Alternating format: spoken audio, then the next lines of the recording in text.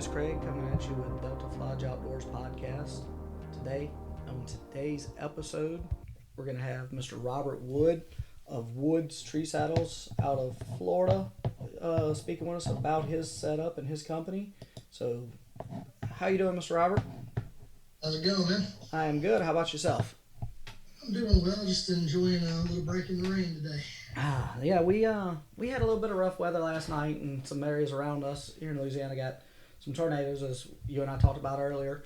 What we're gonna go with from there is Recording in progress. Sorry, I want to pick this up too on the Zoom.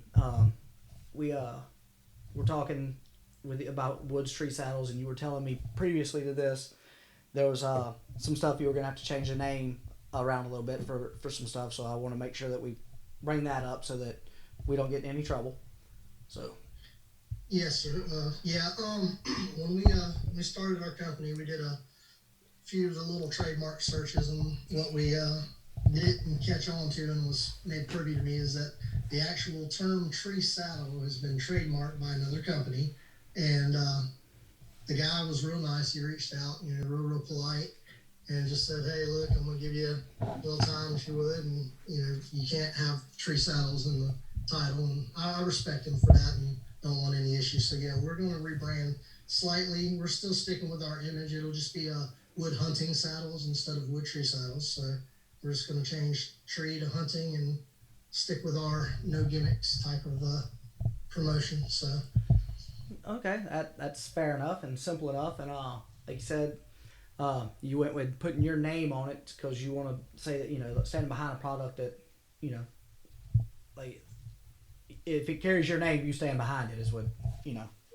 Yes, that whole concept, like I was saying, it kind of came from my great grandfather, who was one of those guys that said he was kind of you give 10% to God, you put 10% away, you'll never be without, and if you're going to do something, you do an honest day's work for an honest day's pay, and you put a name behind anything you do. So when me and my wife started doing this, and we saw how much, I guess the phrase would be hype marketing there is behind saddles right now. Yes, sir. And there's a lot. Like, you can't get on any YouTube channel without finding something about it. And I appreciate that.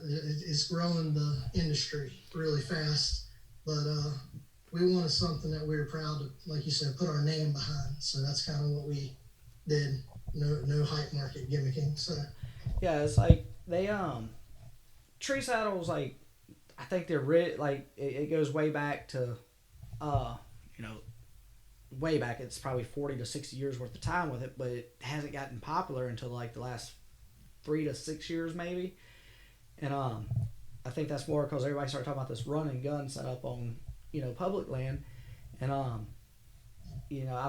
I've hunted the lock-ons and sticks and spurs and you name it, to hunt public. In some places you can use them, some you can't, with spurs or you have to use sticks. But it's like I've used all that, and even a light lock-on's 8 pounds maybe. I think the lightest one on the market right now is probably a long 0.5, 5.5, 6 pounds roughly. Yeah. Is it the Lone Wolf? Because I know the Beast, the one that Dan Infalt makes, the Beast is pretty light. And yes. I don't know the exact numbers on it, but that's the 2 lightest ones. And it's like, then you get your sticks involved. So it's like, you're still up around 8 to 10 pounds. Because I know I was listening to something the other day, and the original like wolf climbing sticks were 3 pounds lighter than the ones that are out now. It's like they changed something, and they're actually heavier now than they were when they first came out. It's like they went the opposite. It was like maybe they were just way cheaper materials when they and it's like. So I have a theory with that, is that as standards get more strenuous, and this is in industry, as standards get more strenuous, you have to meet those standards. And what's happened a lot of times is areas they could shave material, and I'm not speaking for any one company in general. Mm-hmm. This is even stands as a whole. If you look back in the 80s, there were several stands that were, 8 pounds, 10 pounds, that were hang on and lock on style stands, and people were having injuries in them. That was a pretty common thing, especially with the metal climbers of the late 80s and early 90s. Yeah. So I think as standards have gotten more strenuous, they've had to increase, metal, especially with these cast aluminum and weld aluminum. They're having to, enforce it in certain areas, and that's probably adding weight to. I mean, it's, It's got it. anything. Yeah, and it's and it's like speaking of climbers, I hunt. I have one of my climbers I carry is one of the original like aluminum old mans with the net with the met, the net seat and everything. It's like 19 pounds. That's one of the lightest climbers that was ever built, and it gets heavy after a long walk. Like I mean, like you don't think 19 pounds is a lot. Strap it on your back and go 2 miles. It's like Like you know, 3/4 of a mile through palm hammocks. yeah, and it's like Absolutely. yeah, it gets and it catches on everything, and like so it's like people started looking for a way to get away from that and around it, and saddles have gotten the you know they're the ooh and ah the of it, and it's like you said you and I've talked prior to this, so I know some of the stuff, and that's you said you got it. You first started trying to you saddle hunted some in the early '90s, I think is what you told me, and didn't like it and got away from it. Yeah. So the first first time I ever tried it, I had an uncle from Georgia, and he tried it. It was I believe their Big Buck was the name of it, and it was basically an Anderson tree sling, but it was a kind of like a 2 panel conglomerate, and it's like you could put one panel a little under your butt, one on your back, and it didn't have a waist belt or anything, but the strap went around the tree and broke back to itself, and it kind of held you there. And they built it as the safer way to hunt because a lot of people were still building wooden platforms back then, and stuff like that. And it was you could kind of you could see the pros of it, but for me at that point in time, I was young, and it was probably mid 90s. I was in my teens. It wasn't what I would consider the most comfortable setup for back then, and so I got away from it. I tried it maybe 2 or 3 times and was like, no, this will never happen again. And I went to hang-ons. Whenever I met my wife, we bought a few 2-man ladder stands with the idea that she wanted to go out with me. Bless her heart, she's been a trooper through all this. And that's kind of how we ended up back where we are. So the same year that we met, and it was hunting season. And we get out there at the end of season, and one of our 2 men that was out had been ransacked. I mean, they stole everything you could steal off of a tree stand except the stand. The stand was locked, but they took the fork to the tree that supports the ladder. They took all the straps. They took the cushions.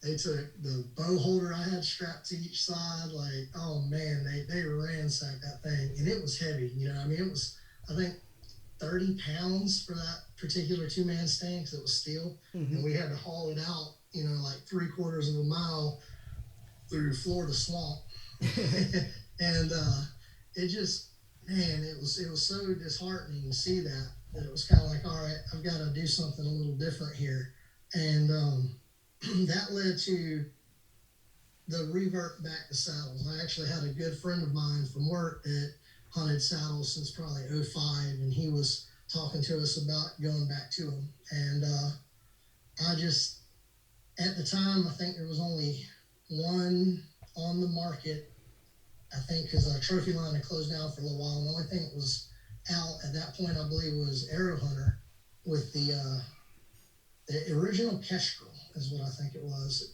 And that was a good saddle, but it was a little out of what I would consider my price range at the time. So my wife actually, and my daughter's a theater tech at school, so she has a lot of sewing experience. My wife makes her costumes and stuff for her recitals and all that stuff. So they're real crafty, and I'm very rigging eccentric due to my background.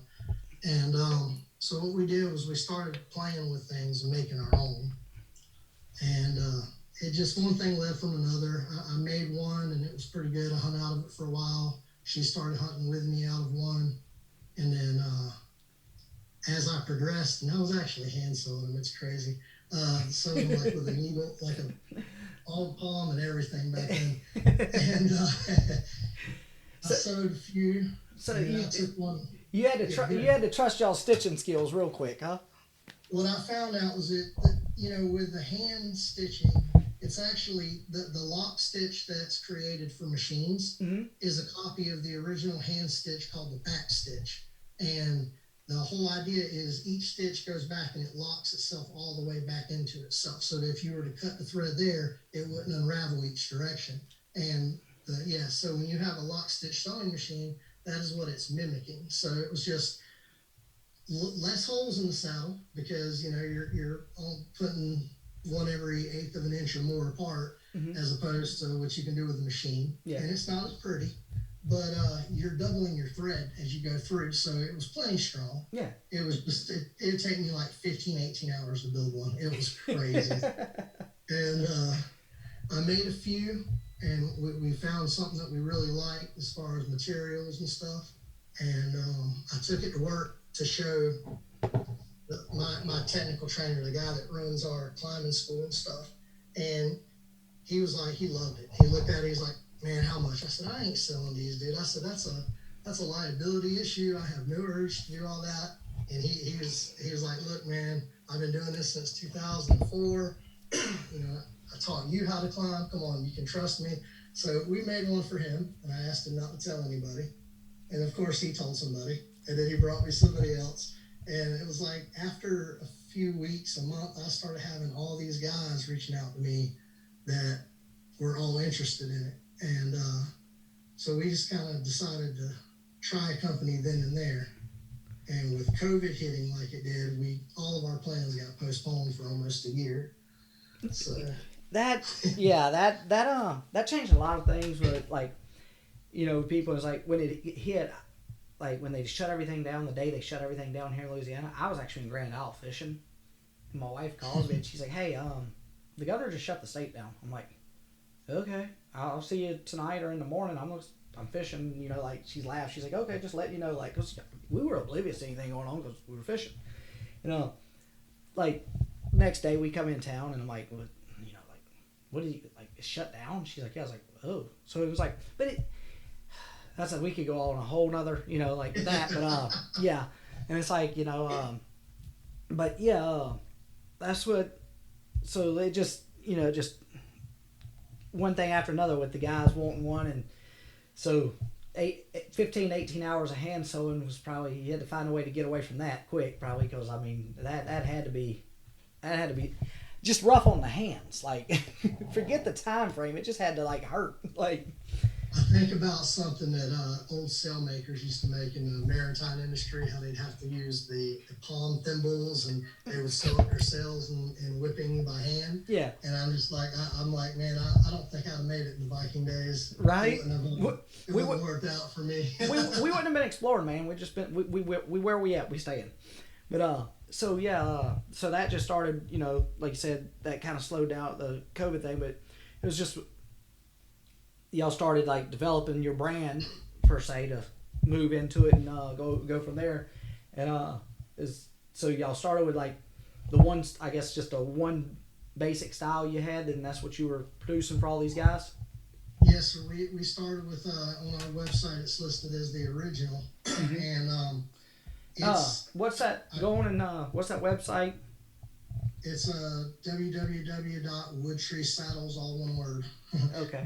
.com. Okay, that's what we. I'm gonna try to put a link in here to it also, but yeah, I wanted to make sure that I didn't say the wrong one. I was like, I think it's Woods Tree Saddle still, but I want to make sure and let him, in case he changed that since we talked, because I didn't ask you that earlier. I apologize. We purchased our new domain, but we gotta wait for approval from the state to change our business ID and all that before we can change over to the new domain. So for right now it's the Wood Tree Saddles, or they can get us on Eastern Woods Outdoors. Yeah. Dano's carrying our saddles there as well. So yeah. When I went to his I texted you the other day because when I went to his website to order my one stick setup, I texted you. I was like, hey, he sells y'all stuff, and you're like, yeah. It's like, so cool. It's great that you got him produced, because getting them out like that's the next step. And like you said, it started with, sorry I interrupted, but It Oh, started with the really? original, and that's the one listed on your website, and then where's it went to from there? Yeah, so with the original, we you know we found a material that worked good, and the idea was if as long as you we the key really in this whole saddle is the shape and then the way the bridge works. Like we with the older saddles that companies were making, the bridge kind of floated on the bridge loops, and so you might have a spot that the saddle would be really comfortable at, but then as you sat or leaned and shifted your weight, it would move on the bridge, and that would change your pressure points basically. And so with us, we I started doing them that way originally, and we had an adjustable AM steel bridge, and it was just open loop. And one of the guys I sold to came to me, and he's like, "Hey, so I got this one spot that is like the sweet spot." He goes, "When I put it here, it don't matter if I sit, stand, what I do, it's perfect. But I can't get it to stay there. Can you figure out a way?"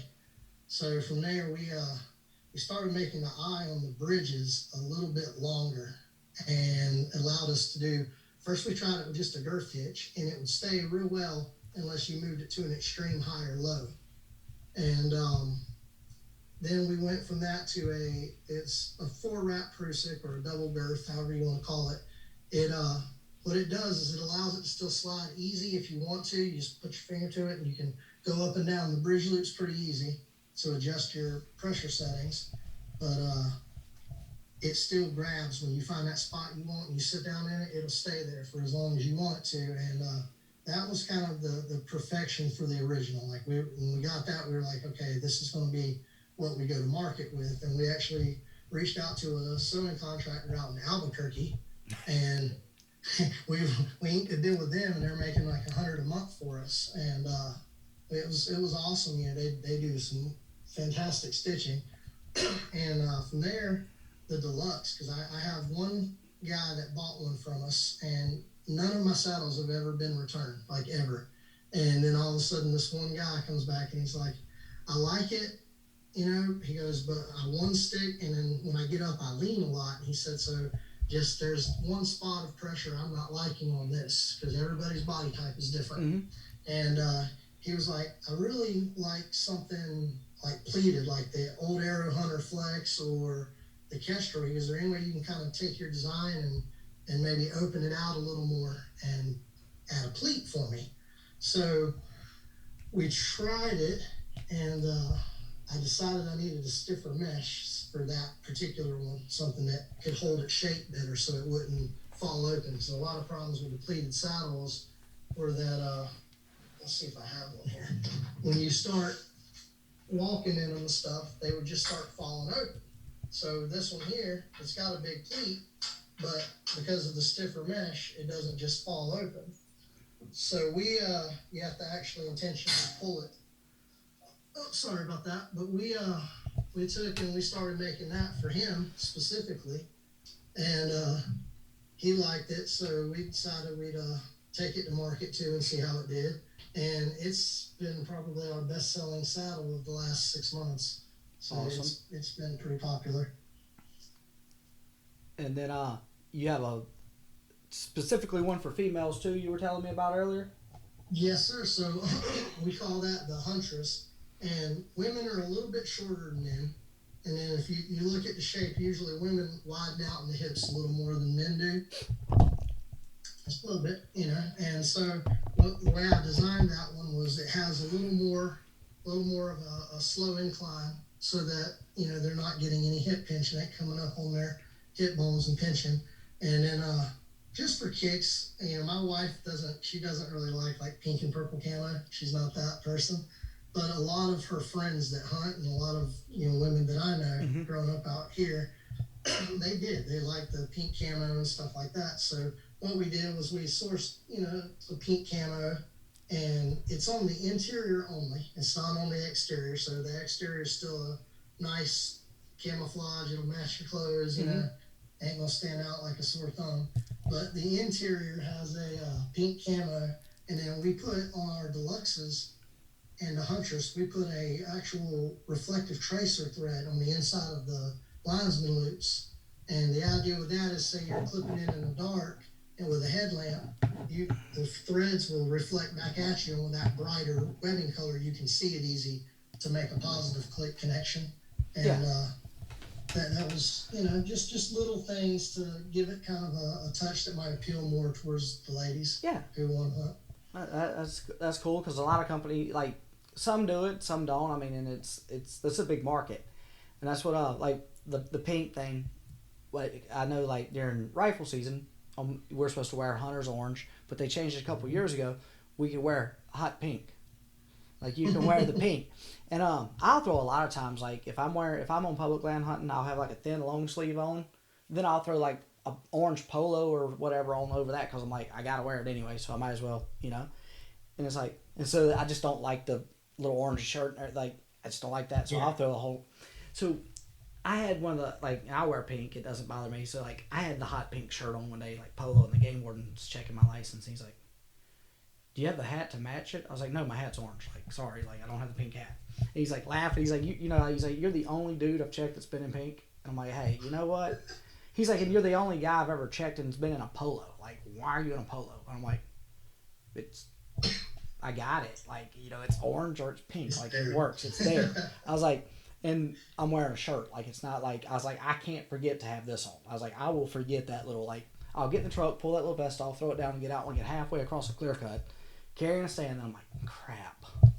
Got to turn around, go back. It was like, so, yeah, but I just, they changed that where we could wear pink, and it cracks me up because it was like they were trying to get, like, more people involved, like women involved. But, yeah. But yeah, so, but yeah, that's what I saw. That's what I said.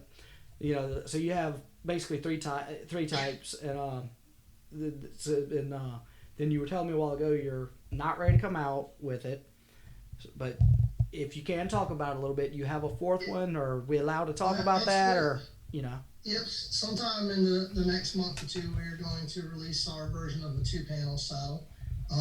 We're fixing to take it up to Georgia probably middle of next month and do the drop test with it. Because even though there's not saddle standards yet, they're publishing them currently. As far as what they have to meet criteria-wise for dropping, braking, etc., dynamic loading, stuff like that. There haven't never historically been standards, and in the last, I'd say 2 years now, ASTM and the TMA have put together a subcommittee, and they're coming out with some saddle standards. And because I like to know, if I'm going to get in it and my family's going to be in it, we all hunt. From my 10-year-old son, my 14-year-old daughter, my wife, myself, my dad, my brother. If we're all going to be in my gear, I want to know it's safe. Yeah. And if I'm selling it to you, I want to know that if something happened and you got hurt, it's because of something you did, not because of something that I did wrong. Totally agree. Totally agree. So we take all of our gear up there and have it tested before we launch it to the public, which is not all that common. You won't find a lot of companies that release their standards report or have videos of the drop testing and stuff like that. There's not a lot of them. And we released all of them, including the linesman loop drops that are very, very strenuous. So that's what I was fixing to say. Like, a lot of people aren't familiar with what you're talking about with like the drop test. Do you want to give us a basic rundown if you can? So the only testing criteria they have right now are for what you call the full body harness fall arrest system. And that's a 5-point harness. It hooks behind your head and shoulders. And it's created to where if you fell off your stand, because you're supposed to wear a harness. Yep. A lot of people didn't. A lot of people don't. Guilty. Yep. Back in the day. Guilty. Back in the day, yeah. But so you should wear one because it's 5 o'clock in the morning. You might doze off. It happens. It rains. It gets wet. People that hunt where it's snowy, it's slick. I get mud on my boots. You get mud on your boots. It's slick. So it happens. The way the drop tests work is they take a dummy and you determine what you want to rate your saddle to as far as a weight. We rate ours to 300 pounds because if I go up any higher, the insurance is going to eat me alive. Hey, at least you're honest. I could drop mine probably 50 to 100 pounds heavier, and I believe it would still pass with flying colors based on our results. But the liability insurance for a life support is it's crazy. Once you get above a certain weight, they hit you hard. It increases as you get heavier because it's kind of like this. I mean, you really think about it. How many, and this is not the downing, but how many 350-pound men are fit enough to actually climb a tree and do that without it being a health concern, I guess? Yeah. Would be the general basis. Because if they fell, how hard would it be for them to get back up? You know, recovery, how hard would it be? You know? Yeah. So I can understand it. But yeah, so getting back to that, the drop test is it's a dummy that has no legs and no arms, just a big round dummy. You strap to it, and it's designed to fall on a full body rest. So they drop it. It's the equivalent. All the drops are between like 4 and 6 foot. Like it's a long drop, and you have what you call fall factors. It's not just how far you fall, it's how high you are above your anchor point. So a 2-foot fall doesn't sound like much, but a 2-foot fall on a 2-to-1, where you've actually, say, got a foot of slack and you went a foot above your anchor point, that is no different basically than falling 5 foot straight on anything else. Like its fall factor plays a huge, even on static rope, it plays a part in how much force you're generating.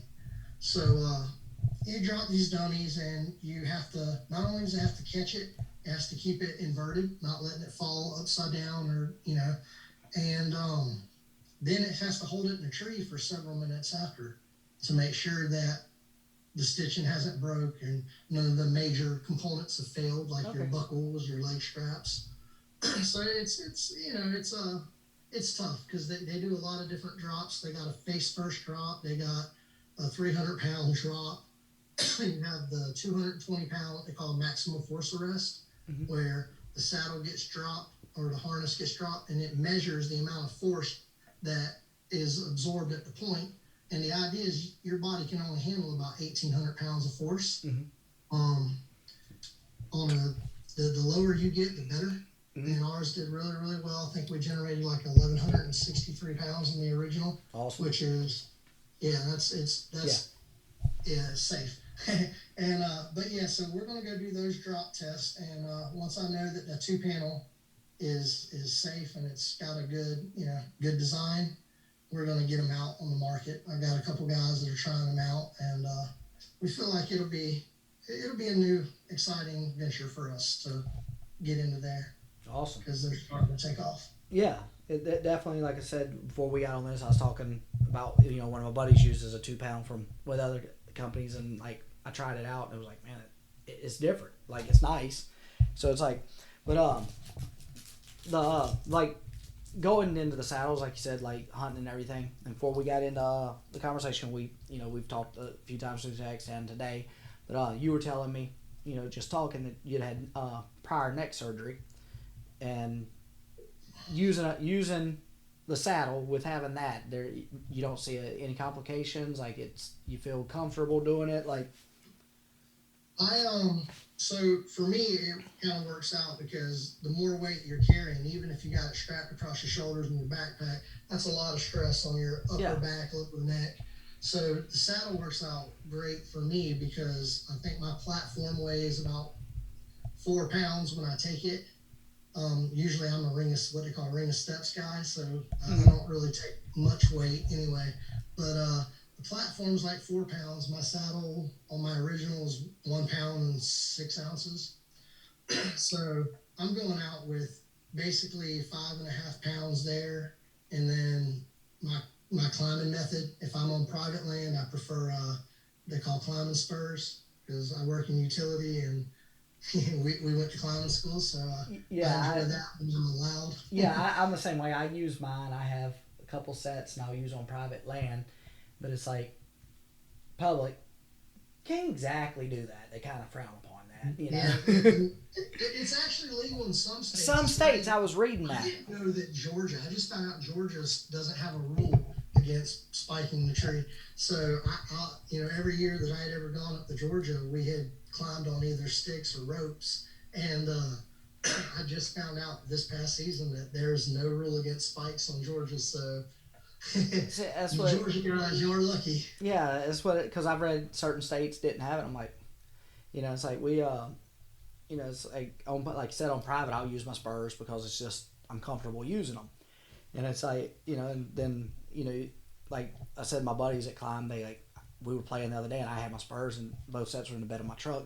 My bed cover. I got a bed cover, so they were fine. They were in there because I'd been messing with them here at the house, and we went over there to film for his with his stuff to put on our YouTube channel about the saddle setup.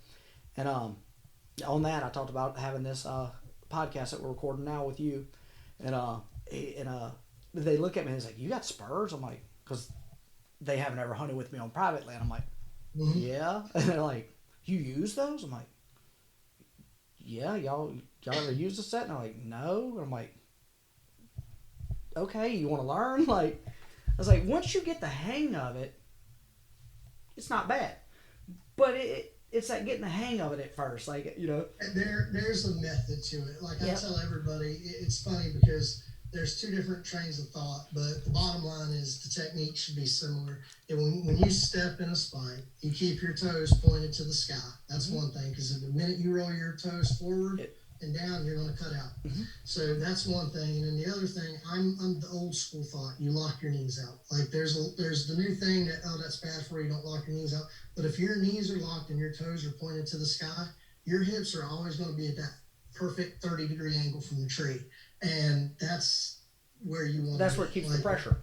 To keep the cutout, to make it dig in better, you're more balanced. For guys that don't know, that is probably the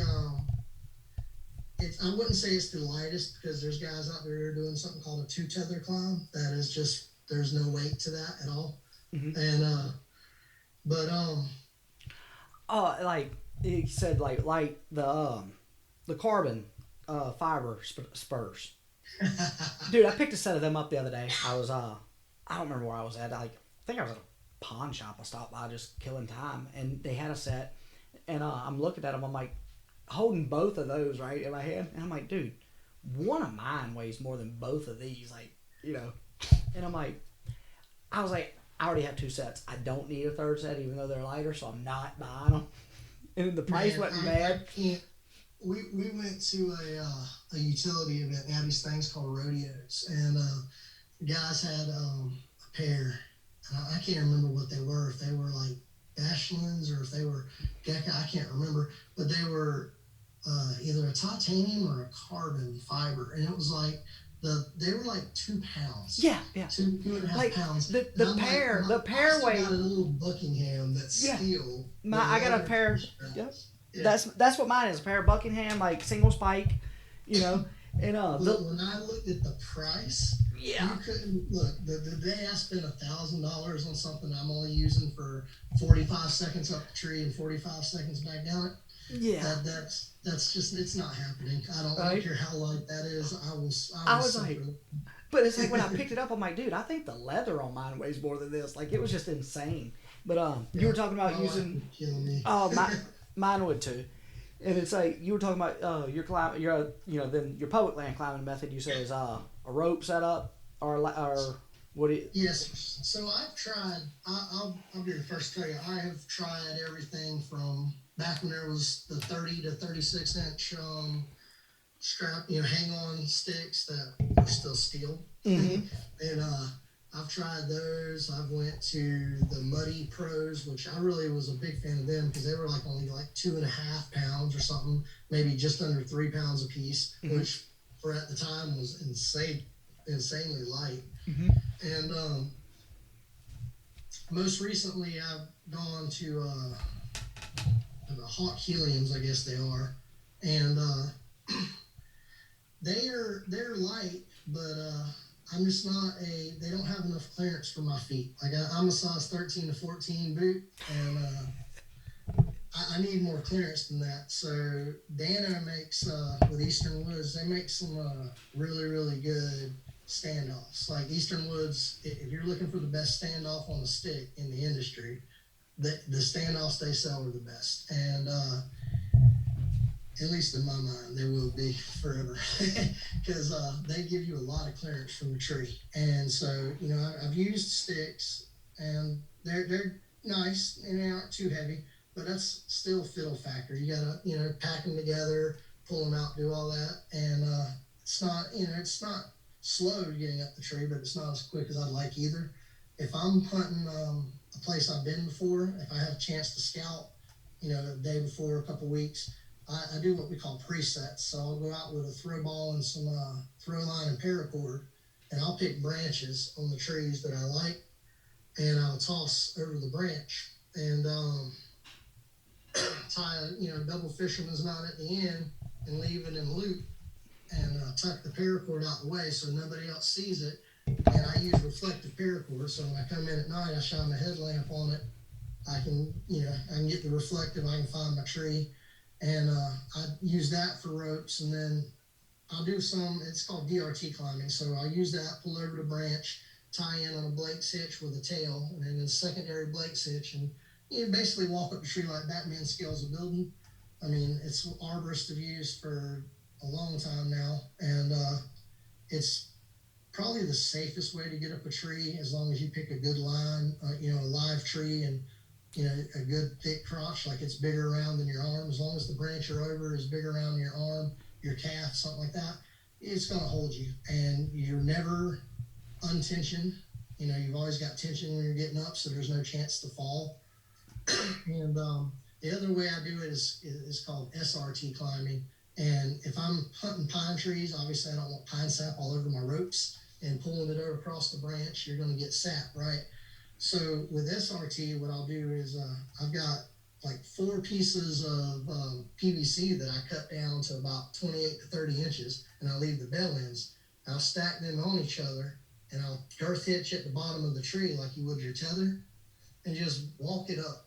I keep walking it up. Add me another stick, keep on going. So I get it up around, 15, 16 foot, and then I can stand on my platform, mount my platform at the bottom of the tree, about 3 foot high, 2.5, and get it up the last couple feet so that I can still get up 15, 16 foot, and I will climb on the rope that way. And that it allows me with there's a mechanical device called the Grigri Plus. I know a lot of guys like the Mad Rock Safeguard. If your buddy's rappelling, that's probably what he's using. I like the Grigri. It's just a really smooth rappel. So I'll use it, send up the tree. I still tether off at height. A lot of guys don't. But, and I don't like 35 foot of rope having to be rolled up and moving with me. So I'll pull it up, set up my backpack, put it on a gear strap, and hang it out of the way. And then when I'm done at the end of the day and ready to get down, it's literally as easy as hopping down, pulling a lever, and just sliding down the tree. That's my preferred way to get on and off public land. If I have presets, just DRT. There's nothing mechanical, nothing fancy. If I don't have time for presets, it's SRT. And that's, like I said, that's the way arborists have been getting up and down trees for a long time. So yeah, so it's a tried and true proven method. I mean, and it's light, man. Like you're talking SRT, you need about 35, 40 foot of rope, and that weighs about 2 pounds, 2.5. If you DRT, you take about 75 to 80 foot of rope, so 4.5 pounds maybe. So you're talking up to 25, 30 foot less. On 4 pounds or less. Yeah. See, it's like when you're talking about eastern woods. I'm gonna run the 1-stick setup. It's actually, I think, supposed to be here tomorrow, according to what I just got an email while we were talking, so I pulled up and looked at. Okay, so it's supposed to be here tomorrow.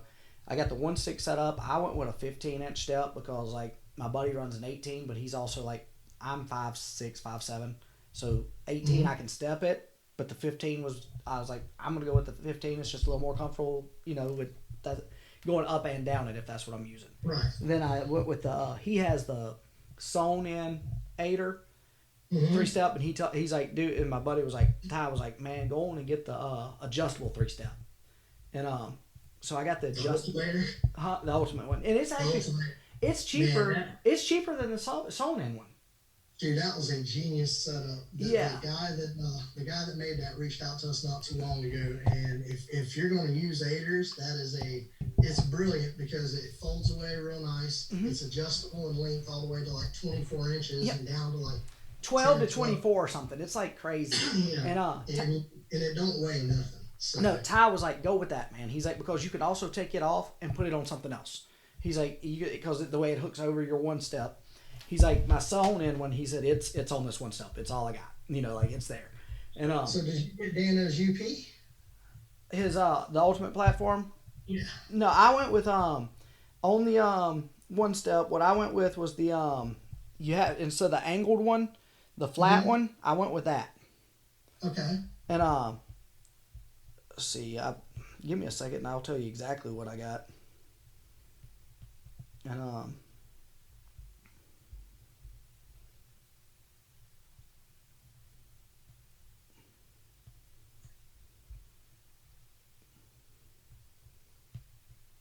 yeah, that's telling me when it's coming. Let me see what I. Sorry, Hey, I'm trying to see no, that way. I'm not. Hey, I'll tell you something right now. Eastern Woods has gotten a lot of my money in the last few years because I love that place. Oh It's yeah, a one-stop shop for pretty much anything if you're a DIY guy, especially. I got the Ultimator, like we said. Then I got the 15-inch camo dip feather stick Oh, awesome. with the wire rope handle for the one sticking. The one stick rope, where it comes back, and then the Cam-Matic, where the cleat that's on it, where you put your rope back through on the stick. That, then the your brackets that go on it. Then the one step double slotted 8, or I don't know what that is. That's not supposed to be on there, I think. Then I got the top of stick. I got the ultimate platform, the UP So you for the did, top you got of the stick. flat UP? Yep. Yeah. Then You'll be happy with that. That's a platform and a stick in one. So. yeah, that's what my buddy has. The one that's angled ties is, and he's like, dude, I like it. He said they didn't have the flat one when I ordered mine. Right. And he's like, they have the flat one now, and I was like, okay, and I was like, I'm gonna, be standing and everything else, so the flat would be better. And I'll probably end up buying a set of rings like you talked about hunting at a later date. I just, I went to ordering all this, and I'm like, This is, I will say this now for anybody listening. This is not the cheapest method for hunting. It is not. You're not going to get cheaper than a $59 hang-on steel stand from Walmart, Academy, Walmart, yeah. And You're not. But this is probably the most versatile hunting system there is, and that one stick platform that you did. Yeah. It's funny you mentioned the angled versus the straight. Yeah. Because there's some platforms on the market now that have that angle to keep you like 25, 30 degrees out when you're leaning. Mm-hmm. But in my experience, if you wear a boot with a good hard shank on the bottom, like I use a lot of rubber boots, but I typically deal with like the snake viper type, and I like a steel shank or at least a rigid shank. And if you're wearing a good shank boot, even leaning out on the edge of that platform, it's not that bad. And if you need to take it off, sit, put your knees to the tree, sit down. Personally, I'm more of a sitter. I like flat, when I'm on platforms, flat platforms, because I don't lean out all day like that anyway. I typically knee pads to the tree, nice, 90 degree where my knees are, and I'm sitting like full scale, arm around the rope. That's what. Head down, eating on something. That's what I laughed at Ty. He's like the most important thing. Like I think he even says. I know he told us this before we were video, but I think he says in the video, he's like the most important thing, knee pads. He's like that way. He's like, and I've laughed at him because I was like, really, dude, that's your biggest thing. Like he's like, yeah. He's like, you sit there with your knees in a tree and see how much that bark goes to hurt. And he's like, the knee pads are great. I'm like, that was your biggest investment. Like your most important. He's like, yeah. I was like, all right. It's night or day. Like if you really like the camouflage or the neutral patterns, there's some great companies out there that make them. Me and my wife, we went with they're like a military style knee pad made by 511 Tactical of all places. They call it the JOEXO or something like that, and it's got a harder outer shell, and it's got gel pad foam on the inside, and it's great until you get to a really small tree. Like I've hunted some trees that are legit like this big around, and like they sway in the wind and you sway with them. Oh, I got a lock on in a tree like that on some public land in North Louisiana, and it's like it gets to moving, and you can only get about 10 feet up it, maybe 12, because it starts, and it's like, man, this is, and that's what one reason, like going to, like I said, I'm going full saddle this year because I hunt a lot of public, but it was like, you get to, you're mobile, obviously you can move around a lot more on public, but it's like, you're not as limited where you can go with that setup or the type of trees. or the type of That's trees. something else. And because Fork trees work great. well, that's what I said. It's like you got a climbing stand. You wander around. You better find your tree the day before, instead of in the dark. The next morning. In the morning hunt. So it's like, but it's like you wander around and find a tree. You finally find one you can get in. That doesn't mean that you're right where you need to be, because Right. you've had to find something, or you got to open stand there and pick the stand up above your head to hook it on the tree, because the base of the tree is so big. Then you get like 10 or 12 feet up the tree. And then you're like holding the bottom up with your feet, like undoing it and tightening it up because it's too loose because the tree done got smaller. And it's like, I don't know about all this, man. It's like, we've been doing this all our lives. And it's like, this is really not that safe. It's like, and it's like, I started, like, I use the lock-ons, and I'm like, I got to watch a bunch of stuff on the saddles. I'm like, man, this is great. Like, how have I not known about this? Like, and one of my buddies, I was talking to him last night, and Steven's like, yeah, I hunted a saddle all last year. And I'm like, you have a saddle? He's like, yeah. I'm like, you never told me. He's like, oh, he has the Hawk Helium too. And I laughed. I said, yeah, the hammock. I said, where did you get that? He said, oh, the only reason I got one, Academy had them on clearance because they quit selling them. I bought mine for $100. And I'm like, Yeah, $199 for a whole kit. And yeah, but he got it on clearance for like $100 because and I'm like, no wonder you bought one. Like, and he's like, dude, I love it. And I'm like, all right, like, he is not one, because he was always like a lock on and like wolf stuff, like, and lock-ons and everything. I thought he still hunted lock-ons and carried his sticks and everything. And he said, now he carries 4 sticks. I'm like, dude, look at the one stick setup. And he's like, I'm not familiar with it. I'm like, dude, it's pretty legit. Like, it's pretty simple. And his brother-in-law does, no, not his brother-in-law, his best friend does electrical work and everything. So he's always holding poles and everything. So he climbs more like you, and doing, because he's always around. He's done a lot more rigging and stuff than, like you have, than your average person. So he's like, nah, he does like you. And so it's like, but yeah, I was like, yeah, Steven, like, you've been hunting one for how long and you never told me? He's like, I got it last year, beginning of the year. He's like, I love it. I'm like, well, yeah. I was like, I'm gonna switch to one this year for sure, because it's like we were saying, like, you go in somewhere, you don't have to look around and find a tree. You can just, If I find sign, that's, you know what I mean? Like, if I find you don't have to keep. something, I don't have to look for the right tree. I just need a tree in that general area. That's nice. Fork trees, like, see where we are here in Florida, like anywhere central through northeast Florida, you got 2 types of setups. You either got the old timber where, a bunch of the paper mill companies had their, and then every one of the trees are 7 to 9 years old, and they're about basketball size or smaller, and they're straight up pines, just rows and rows of pines. Or you've got thick woods like palm hammock, pine hammock, oaks, everything, live oaks mixed with white oaks, and it's just, and then there'll be some hickories thrown in, and they're all fighting for the sunlight. So the canopy is a lot. It's different. Like, I can go up north and I can find trees all day in places that it's just like the selection is beautiful. You get down here and 15 foot, you go any higher, you may not have any.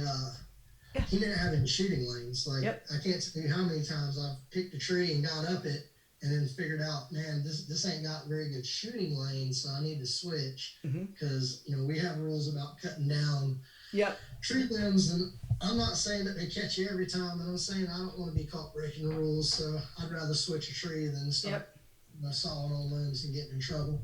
It's funny that you said what you said there with the one sticking too. Is it's kind of really caught on, I'd say, in the last year and a half. Like, there's a bunch of videos on it and stuff. My only quarrel, and I've done one sticking once or twice. My only quarrel with the one stick was the amount of slack it allows in your tether. So, like, you put the stick down, you climb up the aiders, and then you're above your tether spot. So I tell guys this: when you do that, be mindful of your tether, or if you can, learn to use your linesman belt while you're climbing. It's not easy, but you want some tension to help make sure that if something was, heaven forbid, to cut out a standoff bend, something happened, that you're caught. You don't want to go down the tree. You know, nobody wants to have a 2 or 3 foot fall because it hurts. It's not great. Last year, like you talk like 2 or 3 foot. Last year I was coming down with my climber, the bottom twisted. I get it straight, and like I thought I had my rope tied short enough. You know, the two ropes between them. Apparently my rope was a little long and it slid after I get it straight from twisted. So I'm hanging on to the top and I can't reach it with my feet, and I'm looking with my lights in the dark, and I'm like kind of judging. I'm like, okay, it's like a foot lower than I can reach. I'll just drop down to it. Well, it was at an angle, and when I dropped down, it bounced me out like a trampoline, like boom, like, and I land flat on my back in like a briar patch, knocks the wind out of me, and I'm just kind of like laying there. My stand's like 4 feet off the ground, the bottom.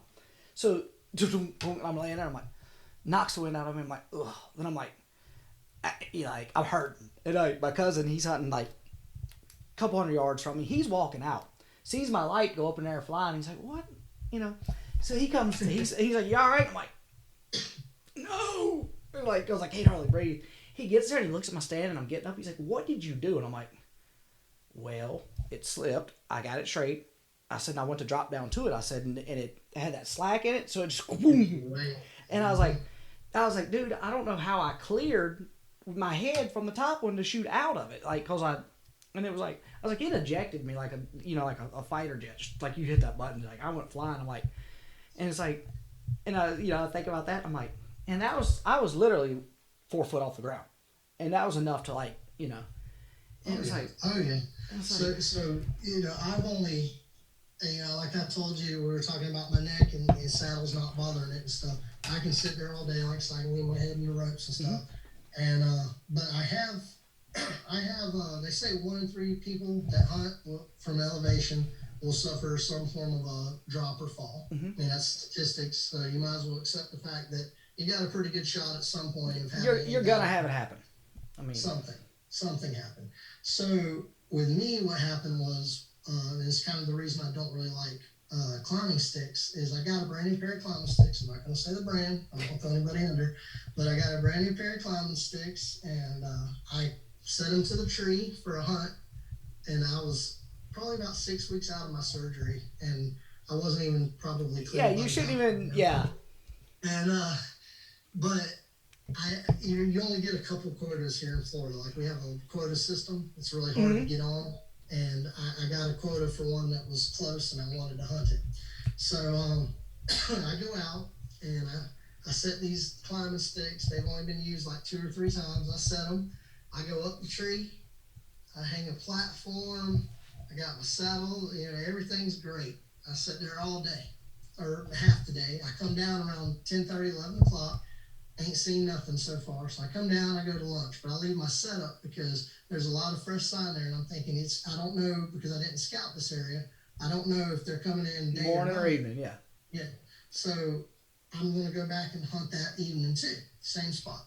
Left all my stuff set up. Everything's great. Went to lunch, come back from lunch. I climbed the same set of sticks. Everything's fine. I'm on my platform. Here we go, 30 minutes after dark. Time to come down.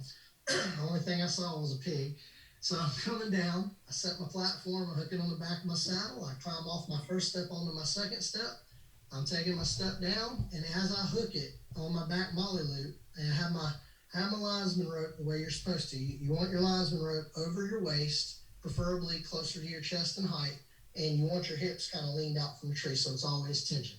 That way if something happens and you fall, you don't just drop straight down the tree. It swings you in, it pinches you, and then it's up to you whether you can start falling from there or whether you climb back up. What you want to do is, basically, there's a right way and a wrong way to fall on the linesman rope. People don't understand that. But if you keep your hips, your hands pushed against the tree and your hips out, as long as you're tensioned, you can actually walk back up and regain your footing. And so that's what I was working on doing. But anyway, the point is, I was up on the stick, had my linesman rope up, and the standoff on the stick bent. And when it bent, I'm talking, it does this, the whole stick just kicks over. So all of a sudden, my nice firm feet that have been up and down the stick 3 or 4 times today there's nothing there. So I make my little drop, 19, 20 inches. The linesman rope caught me, and I was whew, that was one of them puckering Oh experiences yeah. where it was like, whew, I don't want to do that. That's not good. And it jarred a little bit, but it wasn't bad. I'm not going to overplay the situation, but it could have been a lot worse if I wasn't using my system properly.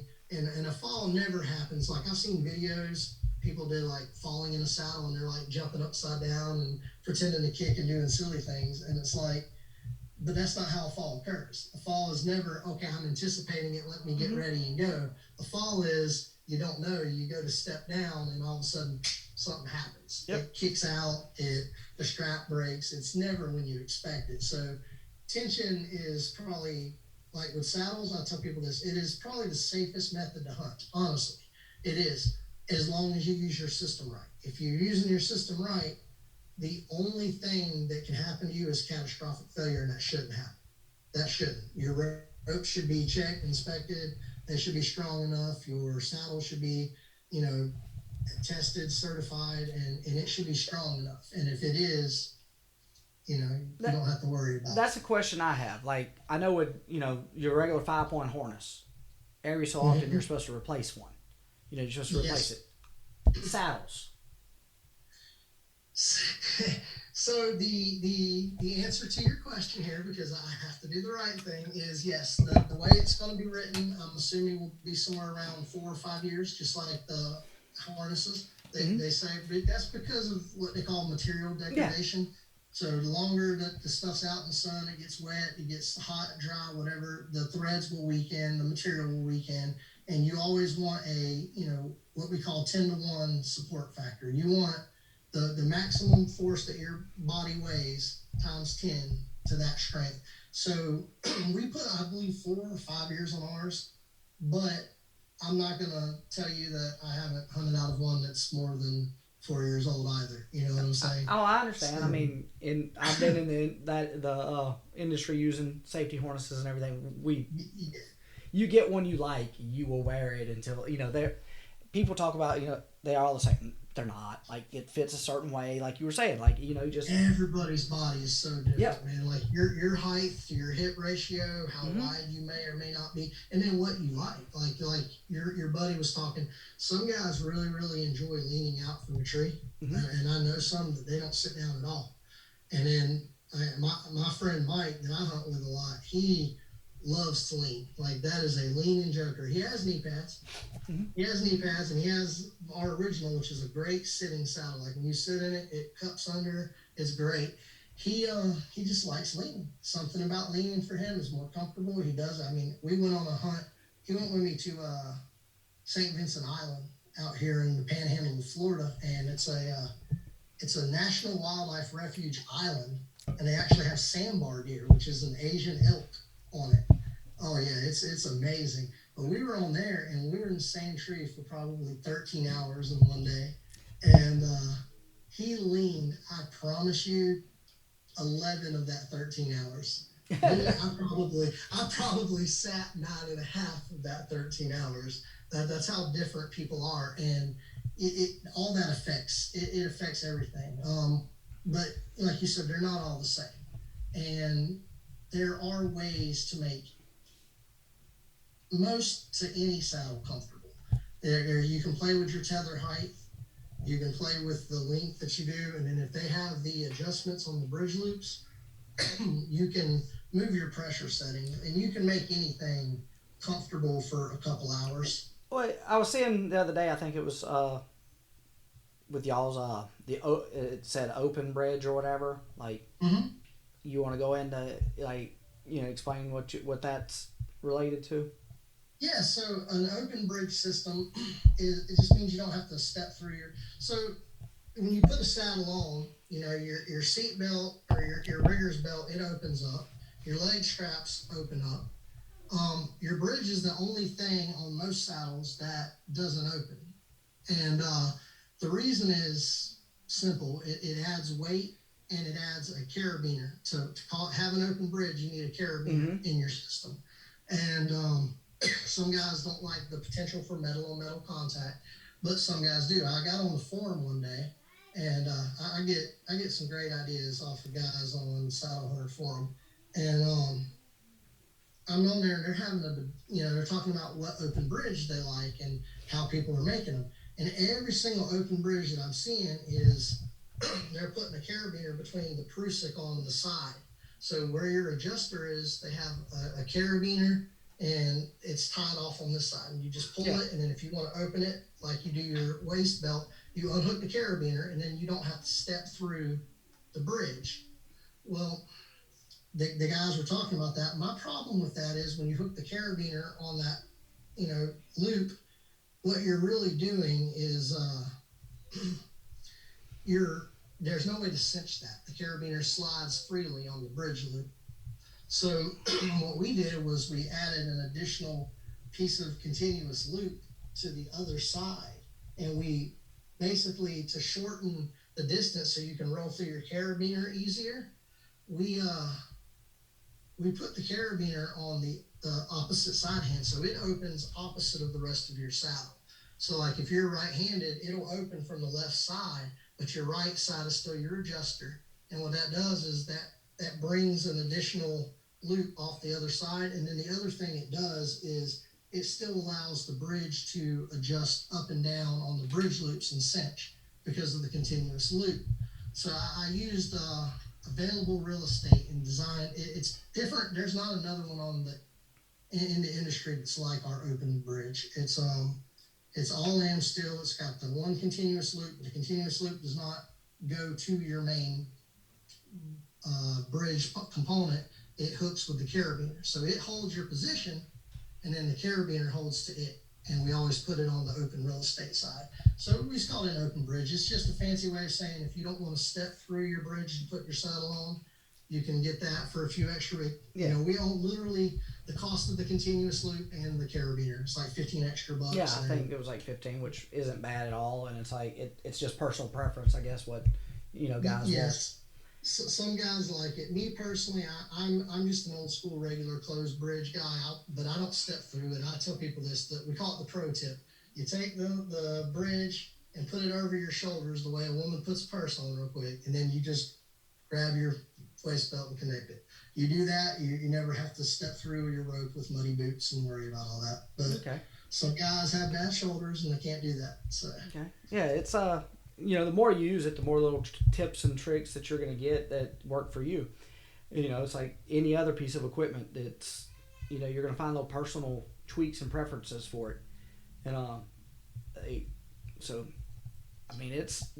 it's a lot to take in, because that's what we were talking about the other day when I was texting. I'm like, whoa, and it's like, that's why, I wanted you to come on and talk about it, because it's like, it's a first-hand experience from somebody that messes with them on a daily basis and can answer any questions. Because it's like you can watch all the YouTube videos you want, you can read all you want, but not being able to ask somebody the questions that because you could, you watch the video, you got questions, and it's like, so it's like, I was like, man, I think I've hit a bunch of the questions that people would be asking. It's like, because that was my biggest thing, like knowing, you brought that up without me asking, the industry spec, whether there's not one, but y'all do y'all's, that way. That's big, because there's no, all the data's not there. So that's really big. Then wanting to know what the replacement period was on them, because there's nothing that nobody ever talks about that with them. But it's like, it's no different than any other fallen apparatus, there's got to be a time frame. Then talking about the stitching pattern, it's so many little things that go into it that make it safe. And that's what I've told my wife. I'm like, look, I showed her some stuff. I was like, this is way safer than anything I've been doing.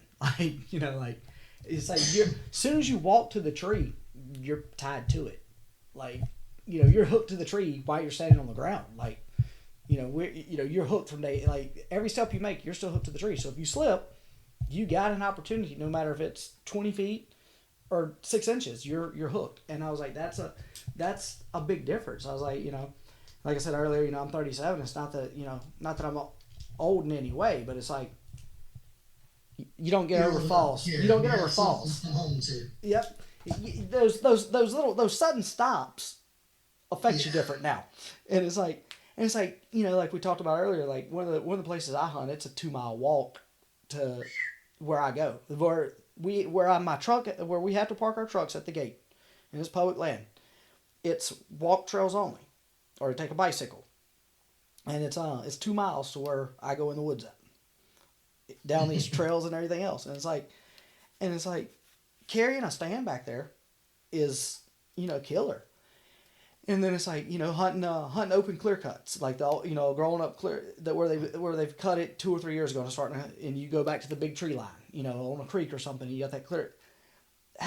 Going in with, like you said, a saddle's, you're looking, depends on which way you climb, you know, 4 to 8 pounds total gear, you know.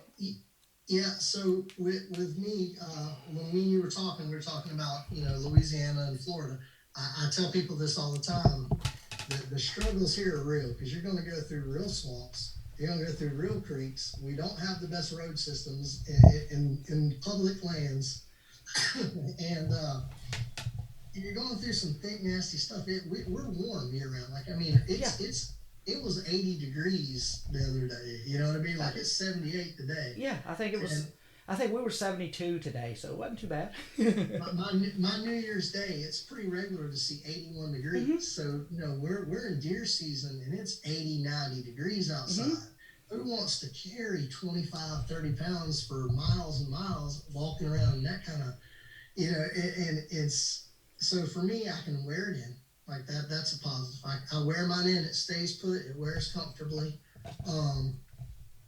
My whole, what I pack with me fits in my dump pouches. Like, I carry a thermocell. That's a must. Yeah. If you're hunting in the South, that is a must. And I carry usually one little grunter or a bleep, depending on if it's rut or not. I carry a couple of S-beaners from Home Depot, just because when I hang my strap around the tree, I like to hang my bow and my gear off of the strap. And then on my other dump pouch, I keep my linesman rope, my tether, and usually I'll keep like an extra Prusik or something like that, just in case, you know, something happens. Because, I mean, right now, Roteman ones and mechanicals are a big deal. People love them. They use them. I've used them. But I still hunt off of a friction hitch, like mechanical. Mechanicals they're not as strong, period, and that's more metal on metal contact potential. Yeah, I try to eliminate as much metal on metal as I can. So I'll still hunt off a friction hitch, and I usually keep an extra one, because if I notice mine's worn, or if something does, you fall, or you have an emergency and you have to rappel down on a couple friction hitches, it's nice to have backups. So I keep all that stuff. I think all of that together was like 2 pounds, including the dump pouch. And then my saddle was less than 2 pounds. And then my climbing method is about 4. So when I go out in the woods, I've got 4 pounds, 8 pounds of gear, plus if I take a platform and my bow. So the heaviest I will ever walk, and this is fully everything, bow included, is 15 pounds. That's the heaviest I will ever be in the woods at. Yeah. Most times it's sub 11. Usually I don't carry a platform. I got a ring of steps. If I'm SRT, and I'm looking at less than 11 pounds. So you got that. You nailed safety. If used correctly, it's impossible to fall, minus catastrophic failure, which shouldn't occur. And, you know, everything that we sell, I have manufactured from, you know, dependable companies. Like our tethers and linesman ropes are 10 millimeter, because I went with 9 first. 9 millimeters small, kind of like how everybody's doing 8 millimeter Oplux. Mm-hmm. But I had them test the sawn eye, because I wanted to know. I don't want to rate my tether on the tether. I want to know at the eye. The eye is the weakest spot on your tether. If you have a knot or something, that's your weak point. So a sawn eye or a spliced eye is the weakest spot on that tether. I want to know what the break strength is to that. And I told them I wanted a minimum of 5,000 pounds breaking strength. That's industry standard for a lot of other things. I want it for this. Mm-hmm. And when they tested the 9 millimeter, they couldn't get it to hold above about 4650, which is stronger than Oplux at the sawn eye. An Oplux rope with a sawn eye is not as strong. So the 9 millimeter, they couldn't get it to my 5,000. So we went with 10. Mm-hmm. And 10 millimeters is a little bit bigger. It's not as big as like the Samson Predator ropes or the 11 millimeter ropes that some of my guys are making. Yeah. But so it folds down smaller than that and it's lighter. But by going with that 10 millimeter Pro Tack, not only did I get over 5,000 pounds at the eye, but I also got something it's compatible with every single mechanical ascender. You don't have to use the Kong. You can use the Ropeman one. And on top of that, it is a low elongation rope, not a static rope. So if you do have a fall, it doesn't stretch like dynamic rope, but it stretches more than a standard static rope. So if you do fall, it'll absorb more of the force than a standard rope. So I mean, everything we when I designed it, I went carefully to figure out what was the best medium. I didn't want, you don't want a tether that stretches real long, Yeah. because then you end up too far from the tree. You don't, plus the dynamic rope wears out quicker.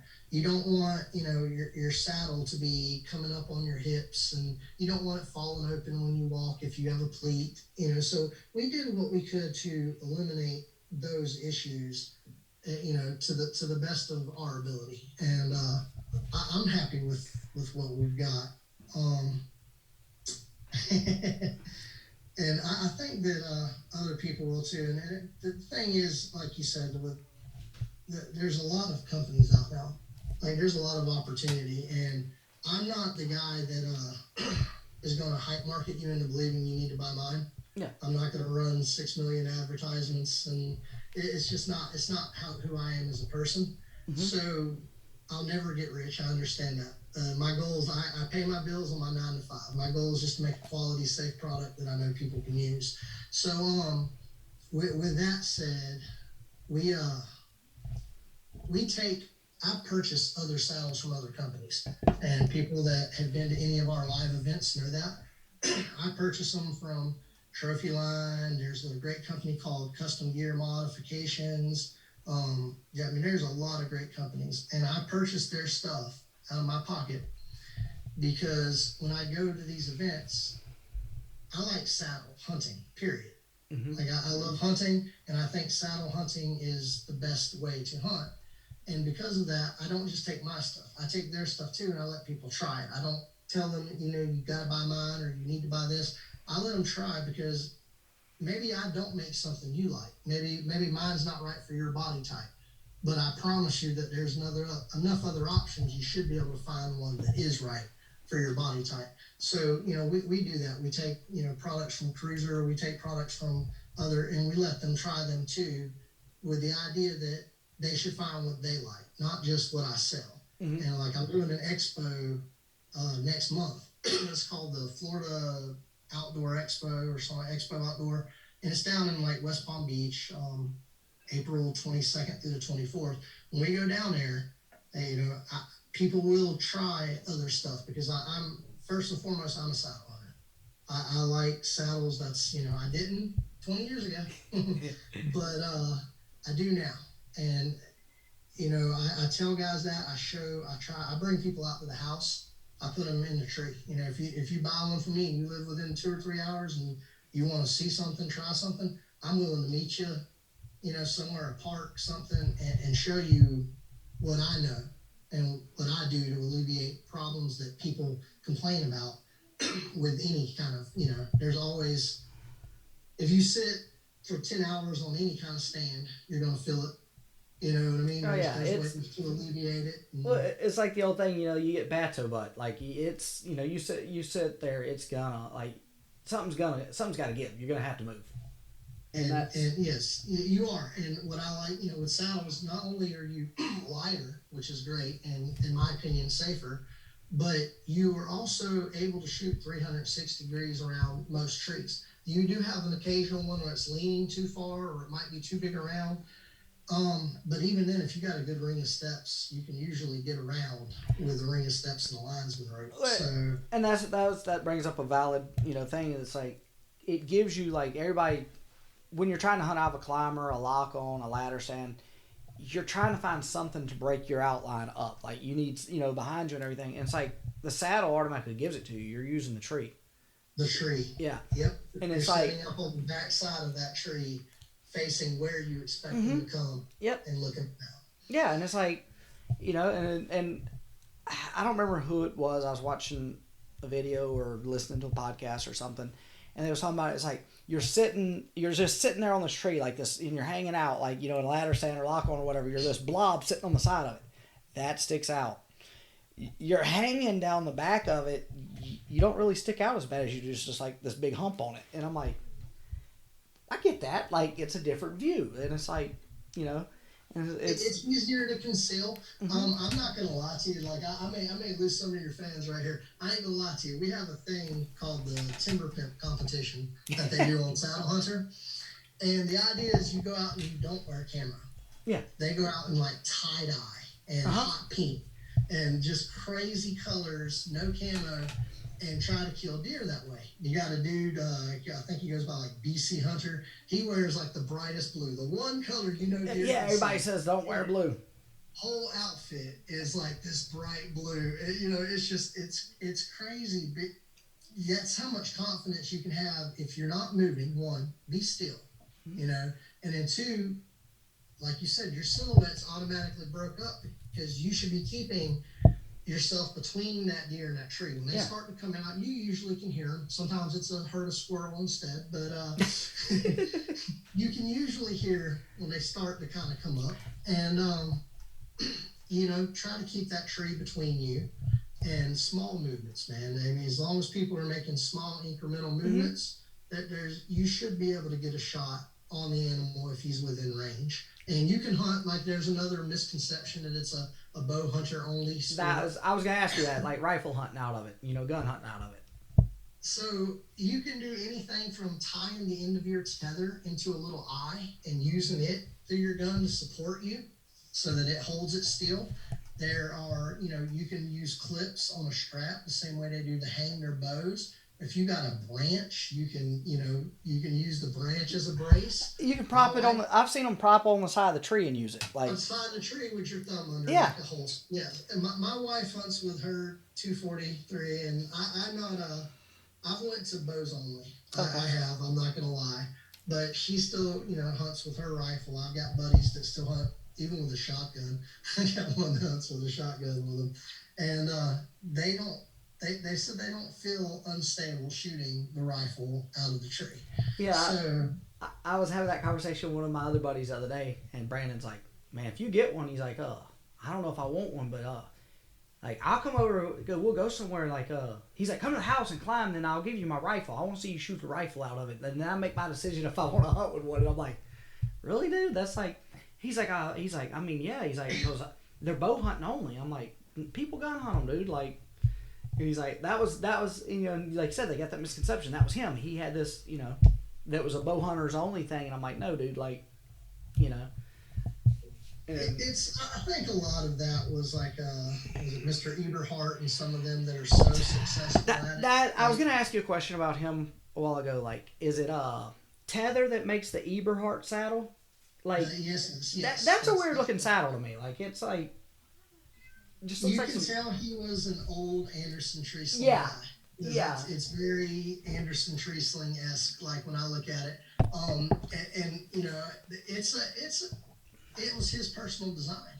So my understanding is that they worked with him, and this is what he hunted and how he does it. And I mean, you can't argue with the man's success. No. I mean, he's got like 50-something book books. Yeah, it's like I'm from a state where it's only produced like 2 book bucks in its history, and he's got 50 on his wall. Well, it's like, you can't argue with the man's success. You can't argue with his success out of a saddle. Then it's like you can't argue with Dan Infalt's success out of a lock-on. Dude, Dan Infalt's probably my favorite guy. Like if I'm going to, I'm not a big social media guy. Yeah. If you look on like my Facebook page from 2011 or 12 all the way up to about 2018 or 19, you won't see anything. And then if you go again 2020, you probably won't see. I'm not a big social media guy. But in the last year and a half, I have gotten to, usually through recommendations on the forum, to listen to a lot of Dan Infalt stuff. And I had Dan on. We recorded Monday night. I did with Dan. And awesome. Dude, it was it was kind of like for these weird things. Some guys I know through Elevated Outdoors out of Pennsylvania, and they do duck calls and everything else. They got like quackhead duck call, duck calls is one of them.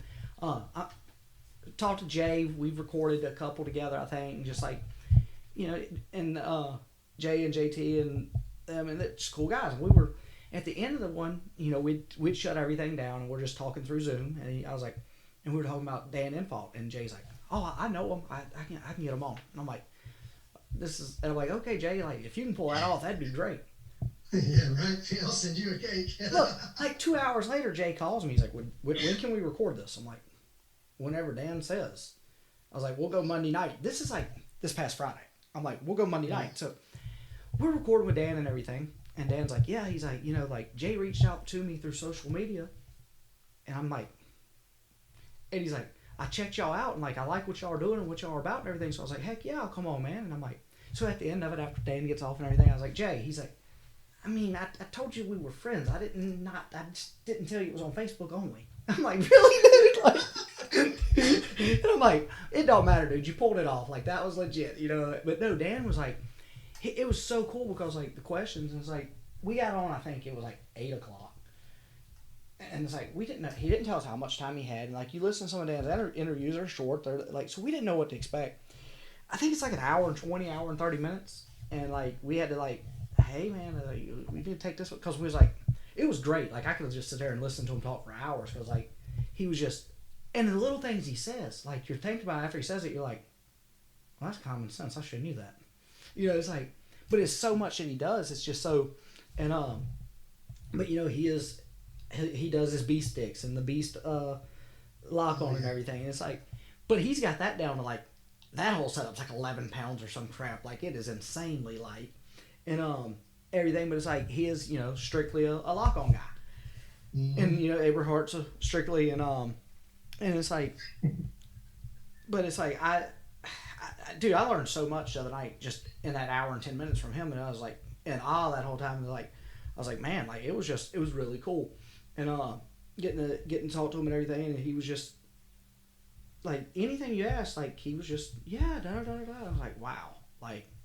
Yeah, he's a down to earth sounding dude. Like, for me, the fun is like we're talking about Eberhard versus him. Eberhard does the like I think it's the scent lock, and he has this religious smell control program. Yeah. Which, okay, so up north it's colder, and I believe that it would probably work up there.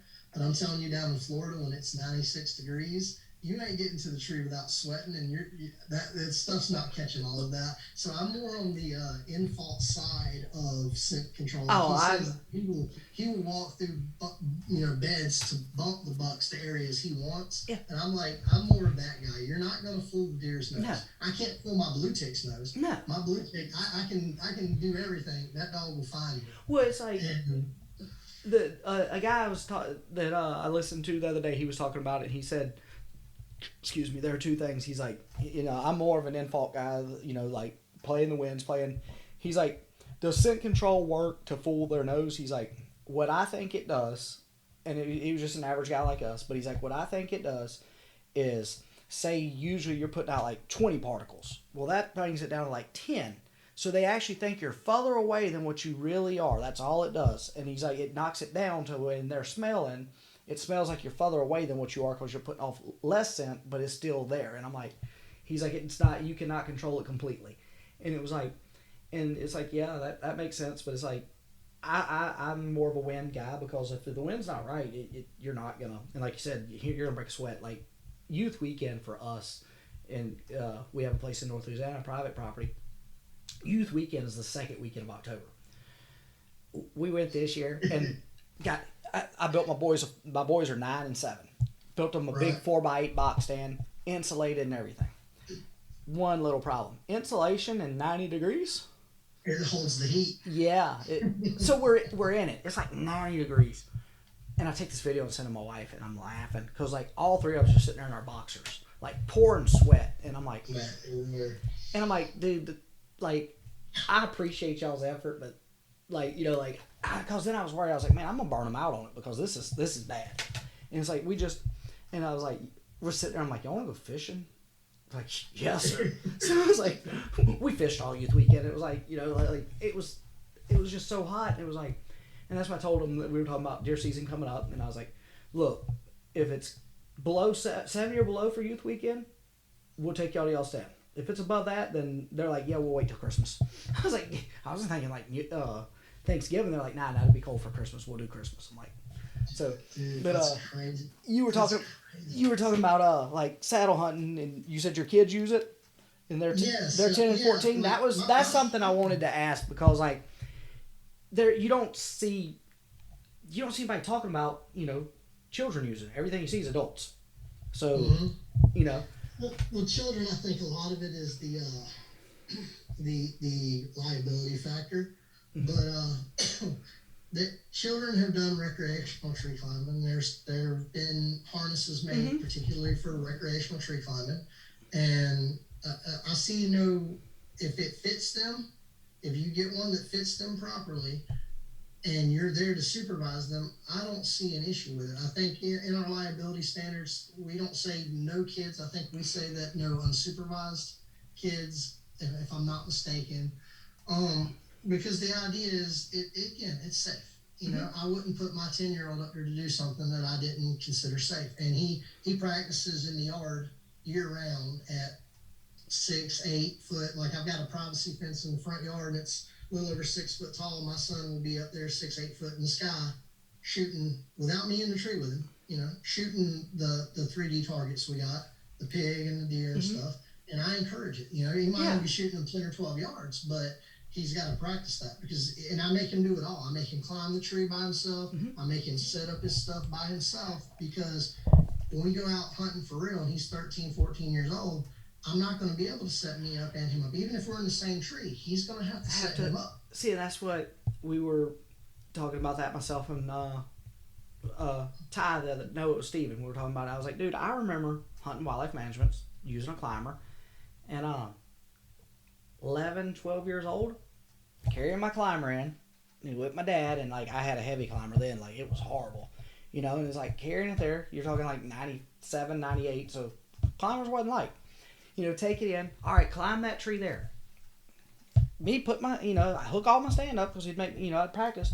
He'd wait till I got about where he felt I was comfortable, 12, 15 feet. You can see, yeah. All right, well, I'll see you later. And he'd go, down and hunt. 20, I'm like, 30, 50 yards down, yeah. Yeah, I'm like, man, like,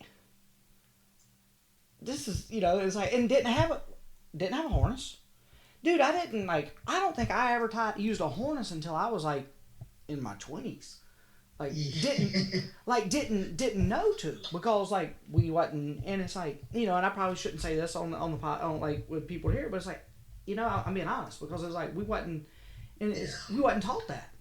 Now it's like they make jackets with it built in it. It's like, probably the first time we ever saw a harness was when we went to work in the field and they had one. You're like, it's like, the first one I ever got was I had bought a metal hang-on, and it came with it. And it came with it. I was like probably like 25 or 26. I didn't know how to put it on. Yeah. I mean, as embarrassing as that is, Yeah. like I had to go through the video and instruction thing to get it on, because back then they were still releasing like, you got a video. Yeah.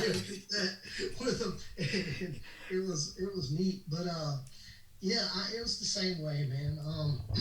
We had access to some private property. My dad actually built like wooden platforms that you would hunt off of. Yeah.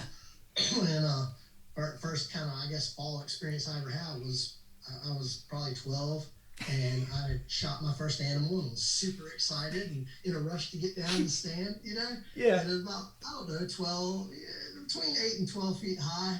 And I missed a step on one of them little wooden ladder steps and slipped and busted my butt. Something, it knocked the wind out of me. Pretty sure it might have been my first concussion. I don't know, but that was how it was. That was the norm, and it was like, man, I've got kids, and I want to come home to my kids. Mhm. I love hunting. Like hunting is like, I'm looking at your background right now, the 2 deer sparring right there, and I'm just like, oh, that's so great. I don't know if you can see it. They got like under the deer. There's a bow hunter with his bow pulled back. I do see that under the one. Yeah, that's phenomenal. So it's like, just seeing stuff like that gets me riled up and wanting to go. Talking about it makes me want to go. But there is the shift to be safe, and then there's also, like we're talking about misconceptions. You brought up private land. I hear a lot of guys, I got private land, so why would I want to saddle? And I'm like, Fair. Okay, that's fair because you could go and you can leave your climber at this tree, or you can put a ladder stand here or a blind there. But Those how many deer are know you that, buying? How many are you buying right? though? You're buying because you're not hunting the same feeder the same wind, or you're not successful. I Yep. mean, the wind switches. You may have multiple feeders. Say you got a 200-300 acre plot that you're on. You might have 5 feeders. You might have 4 different trees you hunt on each wind. Depending on what direction the wind's coming from. Yeah.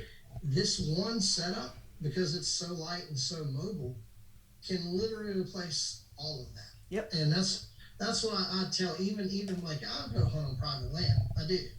But when I go, I still don't take a climber or use one of theirs. I still use the saddle just because it allows me to switch trees if I need to. It allows me that one setup covers buying 4 or 5 different climbers and ladder stands. Well, So you go out to like my shop and it's like you go to this section of stands and it's like my wife looks at it. She said, "Do you need all these?" And I'm like, "Yeah, like." But now switching to this, I'm like, I told her that day, I was like, "I can switch this. I don't really need all these because it's like, yeah, I'll keep my old man because right. it's like I said, it's like 19 pounds. I can still use it in some places that I'll want to use it, and it's like, I've got 5 or 6 lock-ons. I've got 5 or 6 ladder stands.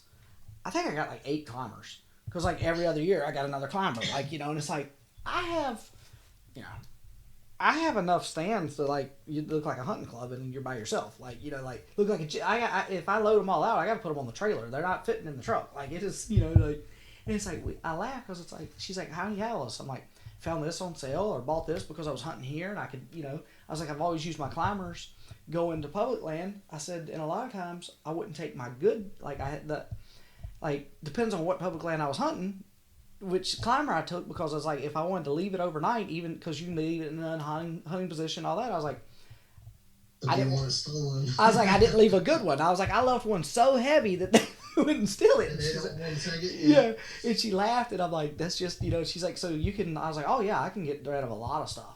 Then I was like, but knowing the type of person I am, I'll probably have like 2 saddles because it's just, I'm one of those that like, I'll end up buying a second one just because of how I am. It's like, she's like, that's the only thing I see you doing that will like, what the heck, man? And I'm like, yeah. I was like, I admit it. I know I have a problem. I know I'll end up doing it. But it's like, that was it's like you said though, like you said, your son, and I got sidetracked there, but your son, like he's safe. He's automatically tied off, and it's something that we were never taught, and that's something I want to instill in my kids with it. And it's like, because that's what I told my wife. I was like, switch this, and like I'm gonna teach them. Like they're 9 and 7. It's like, yeah, I'm not gonna teach. Obviously I'm not gonna start teaching them next week. I was like, but when they get ready to start hunting with me, whether it's even when we're hunting on our private land, because like my wife's family has 400 acres just out of Shreveport, right at 400 acres. It's like 386 or something, and it's like, we have our box stand on it, and it's like, but it's like if they want to hunt somewhere other than the box stand, because right now, yeah, I can keep both of them together, and it's cool. They're okay with it, but it's like when the oldest one's 14, yeah, and it's like I laughed at them because like I have the 2 feeders set up out like that, and they're like, and when they sit there standing, they're like, all right, the right feeder's mine, the little feeder's yours. I'm like, sweet, they know it, like, they agree, and I laughed because like they was both like that, and then my youngest one looks at his brother, he's like, and they're Trapper and Hunter. Oldest one's Trapper, youngest one's Hunter. Hunter looks at Trapper, and he's like, if it's a buck, look, we both shooting. I was like, why are y'all both shooting? He said, that way we both get our first buck. I'm like, or if one misses, the other don't. And I'm like, that way, I was like, how we explain one hole? They was like, well, one of us hit it, and then we're going to both say we hit it. I'm like, because we won't know who did it. I'm like, fair enough. But that's just they're 9 and 7. They're okay doing that. When they get a little older, and it's like, and then it's like, I feel like you said, like, even a ladder stand. Like you go up a ladder stand, you're never attached to anything. Not unless you put one of them HSS life whatever ropes that. And who does that? Might chew up in like a week. Yeah, and who does that? And it's like that's and that's what main reason I wanted to get you on here like we did. And I mean, I know we've been going, and I apologize. It's I got nothing but time, brother. And it's like, you want to have that safe setup, and you want to have something, and it's like a big thing is like you said with those, they're safe from Jump Street. You're hooked. It's if you do it right, then you have nothing. Nothing really to worry about. If you're doing it right, you're safe. And then, man, like you talked about all the climbers, there's so much support for it now too. Like there's a company out, like you're talking about climbers, there's a company out now that makes a climber style platform, and it's under 4 pounds. Like it's called Barren Ridge, and it folds up. They got it, instead of using the old school bolting and welding system, they actually have little cotter pins, and you can pull the cotter pins off and fold it down, put it in your backpack, and then when you get out there, you can unfold this thing, pop the pins in and the string, the size you want, and climb. It's a climbing platform. You stand on this little 14 by 14 platform, and you hook your saddle on, and instead of using a hand climber and pushing up, you sit in your saddle, and the same thing. You just bring your foot up, stand down, stand up on it, adjust your tether, sit back down, and you climb up the tree like that. I mean, there's so many. That's pretty cool. Like I didn't know that, and that it's taking it's taking its whole own it really it's more than a niche. Like years ago when I started, it was a niche, and there were only like I think 4, maybe 5 commercial, if you would, saddle companies out, and now there's a ton of them, and there's even more platforms and lightweight sticks. There's multiple companies now making ring of steps. Like there's so much support for it that you can find a setup that works for pretty much anyone. See, and that was like getting to see the one stick setup with Ty. I'm like, dude, I like that, because I'd looked at doing it with the getting 4 sticks carrying, and then it's like then using an 8er between them to get a little higher. But it's like I was like you, like my stick twisting. Like I've never had it happen, but that was my you got 3 or 4, you got 4 sticks, you got more chances of a stick doing what happened to you. And it's like, yeah, you could still have it happen with a 1 stick, but there's 1 stick. Like it's and it's like, and it's less to carry, less to get hung up on stuff. And it was like, I don't remember the exact weight, but like the 1 stick setup's not that heavy either, and it's like you're looking at probably 10 to 11 pounds of if that, with the 1 stick and if you're using that as your platform, yeah, you're talking about maybe 2 pounds for a saddle. I think that 1 stick setup is 5 pounds. Roughly. I was going to say 4.3 or 5.3. I don't remember. Yeah, I think it's light. Between 4 and 5 pounds, depending on if you got the boat cam cleat set up, or if you're using the ultimate attach method or whatever. It's the roller lock, and you bring the rope around and stick it through the lock. Yeah, that's the boat cam cleat. Yeah, that's a phenomenal setup. It's very fast too. Like, yeah. You pull it through and it tightens, and then when you're done, you just pull it out. That's that adds a little bit of weight, but you're still, like I said, you're talking 2 pounds plus maybe you take 2 or 3 pounds of gear, your 5 pound thing, and then your boat weight or your gun weight. That's it. That's all you're gonna go out with, and with Dan, you can't go wrong with Dano's stuff. I'm not even gonna lie to you. That Eastern Wood stuff, I'm telling you, best standoffs on the market. Like, so that is a phenomenal first platform setup. Like, it is. Yeah. Yeah, it's you get what you pay for. That's exactly, and I'm not, and it's like I looked at it, I run all my numbers, and I'm like, you know what? I've spent way more than this on way worse ideas, And then add it, like if you add a 4 stick setup of even the economical sticks, they're like $140. Yeah. You get 140, but you still need a platform. You're gonna spend another 140. You might as well just vouch for the one. It makes sense. Yeah. Then you got to keep up with all that. Like it's one. Like you get 4. You gotta. And it's like, because I watched one, I don't remember who it was, a video he did on climbing with a 4 sticks and a 8er. And he had a certain order he put all this stuff in because, it was set up a certain way, and it's like, he may have just been OCD, I don't know. But, it's like, looking at it, it's like, he had this, he had that. And it's like, then you get so high, it's like, Is it really? And it's like some of the other guys that I know that talk about even with their lock-ons, they'll run like 5 sticks, and it's like so. Yeah, you can get, and then they might run an 8er on that, and it's like my biggest concern is you got 18. It depends on the stick. 18 inches. Let's just go with a 18-inch stick.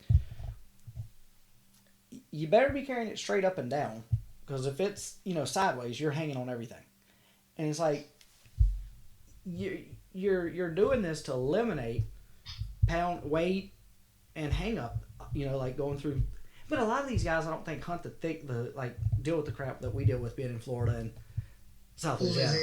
Yeah. South Florida, yeah. Yeah, I don't think they deal with that. So it's like, you look at that and you're like, well, I could see how that would work there, but not here. And that's why I like, so I'm talking, like, that's one reason why I was like, man, he's from Florida. Like, he hunts some crap like I do. Like, I want to talk to him about saddles because it's, it's like, there's some crap here that just, you're either dealing with crap or you're dealing with pine plantation and, everything's road.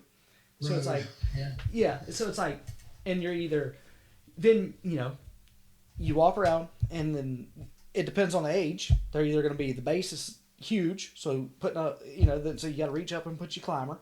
And it's like, then they go from, or they're this big around. Yeah. And, and it's like, yep. How high you go.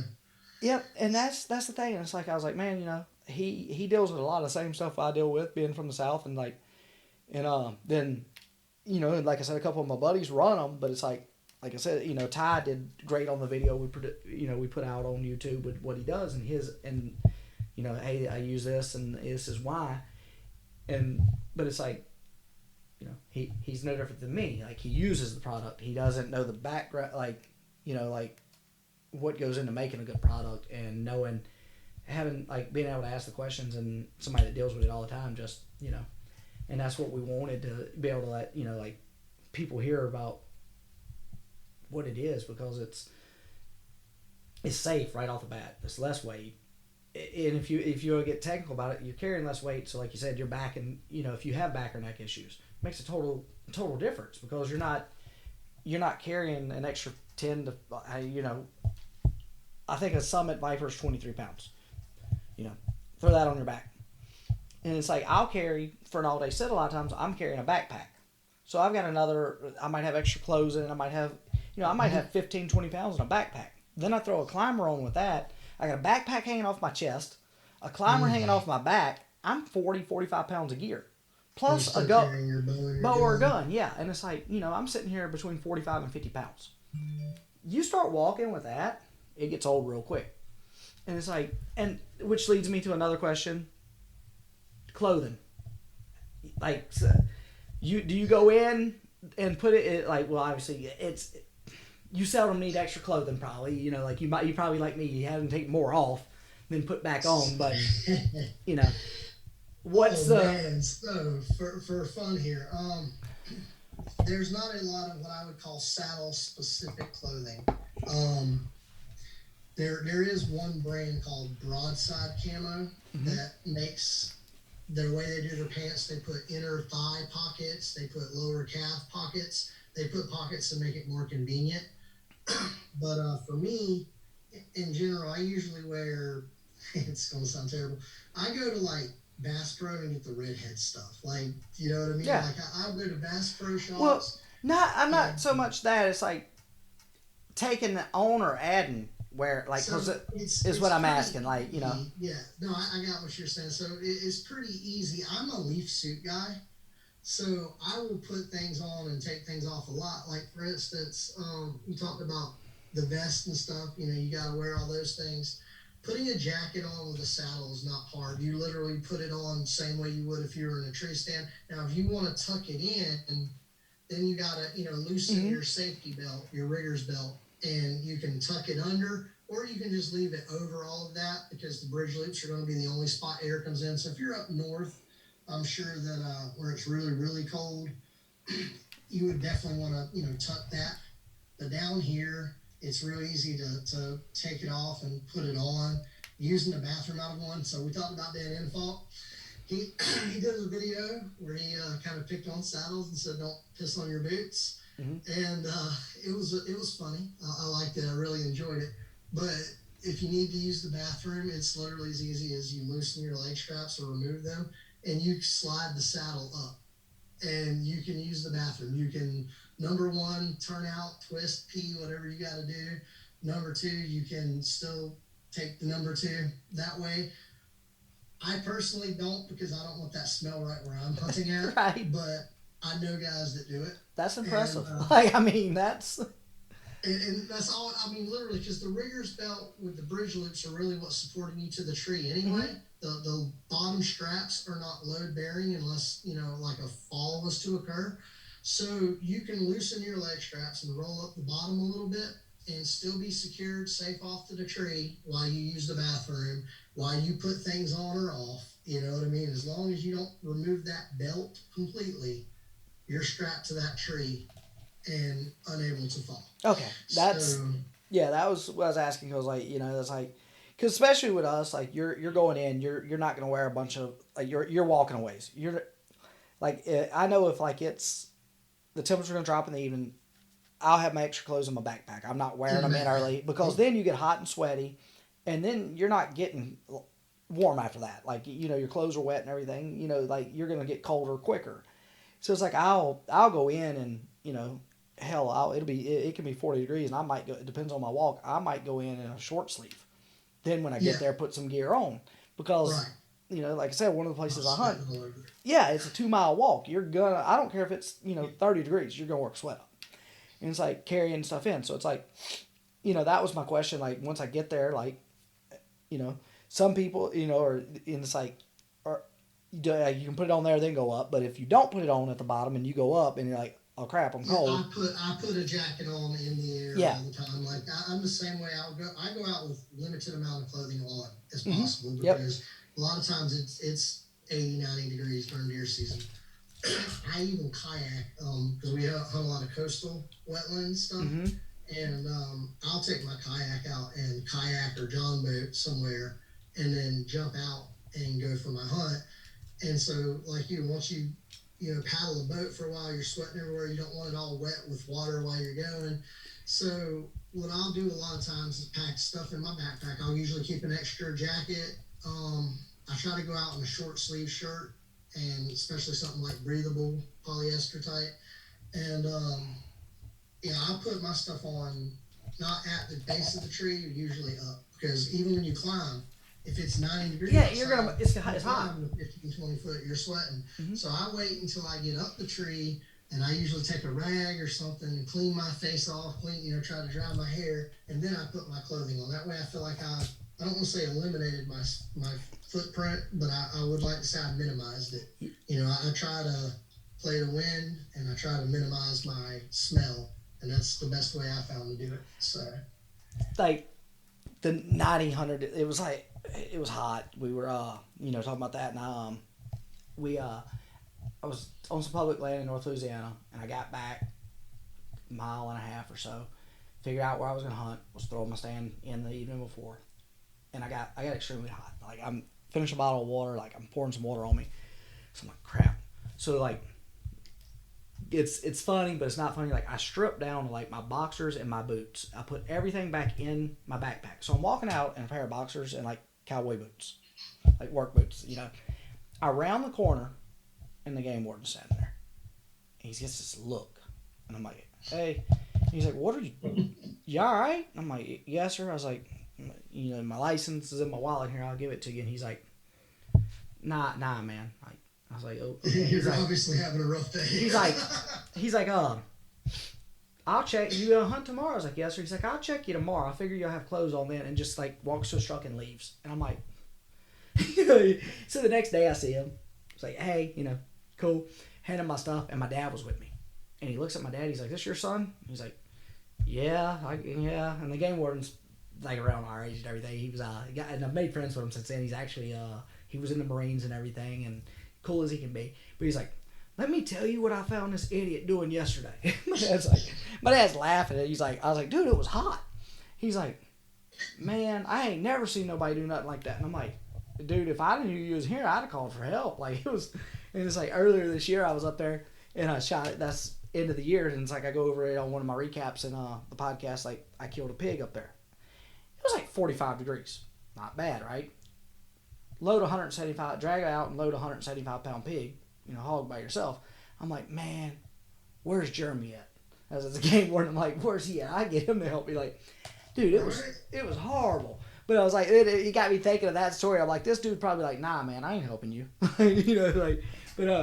it was like, but like you said, like it's hot. You're gonna carry, and it's like you want to have the least amount on. Then it's like that's what I was asking because like when the temperature drops, you want to put something back on. So how easy it is, and you answer that because like you get varying opinions of and it's like you said though, as long as you leave the tether hooked up, you're As long as you're hooked to your tether with your bridge loops and your belt is around you, preferably cinched, but if you have to loosen it for a minute to, push it down, you're still supported to the tree. And it's not hard to put the stuff on. And something else, like you're talking about dragging them out, we shoot a lot of pigs. Florida is overran ridiculously with them. Another thing I do, it's kind of like there used to be a thing called a sit drag, and you put it across your shoulder right here. You can tie the animal to it and help you pull. I'll do that sometime with my saddle too, because it's got the bridge loops, and I usually have some extra rope, either climbing or tether rope. Yeah. I'll usually cinch up. If I get a hog, I always drag it by the rear feet because the hands are heavy and the head kind of just bounces. So what I usually do is go around the rear feet with the tether on the girth hitch so it's nice and connected, and I will actually tie it up to the two bridge loops and with my saddle across like this and use it like a sit drag to drag them out too, because you start getting over 150, 200 pound hog and they're very low center of gravity. They're very, very, very bottom heavy. It ain't like a deer. You get a deer, you want to keep that buck's, Yeah, the only thing that's going to hang up on him is the head. Like, yeah. And with pigs, it's completely the opposite. I'll go by the rear feet and try to get the head to bang off of everything. Getting a little off subject when you and bringing that up. I was looking at some stuff and like y'all have a early South Florida has like an early bow season, like July 1st or 15th or something. Yeah. Yes. Florida is diverse in that in general. We have our rut can be anywhere from like August to late February. Like that's the same here. Like and it's as little as like a couple miles away. Like I can go 2 hours to the west and the rut's in February, but right here where I'm at, it's in mid-September, end of September. So we got it that our bow seasons, South Florida starts, if I'm not mistaken, it is late. I want to say late July is what I'm wanting to say. Yeah, something like that. It's sometime in July. It's crazy. Yeah. But then in the Panhandle, they'll be hunting all the way till March. Like we had the Florida Saddle Hunter, what we call the Florida Saddle Hunter meetup, and it was the first one that Florida has ever like officially had. Mm-hmm. And I don't remember, we had like 20 people, 18 people, something like that. We had a pretty good turnout, and there were guys from all over the state. And a couple guys reached out to me, and they were kind of aggravated about when we were doing it. So we were doing it in our small game season, and they're like, "Dude, we're still hunting deer here." Like they were 4 hours west of us in the Panhandle, and they're still like, "Man, this is our February rut. We can't miss this." And I'm like, "Dude, I can't appease everybody in Florida. It's just not possible." Ours is crazy like that. Like our towards West Louisiana, it opens the third weekend of September. Mm-hmm. You'll have rut mid to late October over in a couple of those areas. Like our place in North Louisiana has it mid to late October. West Louisiana has it that way. Where I'm at, it opens October 1st, but runs to February 15th. And you might not hunt rut at all.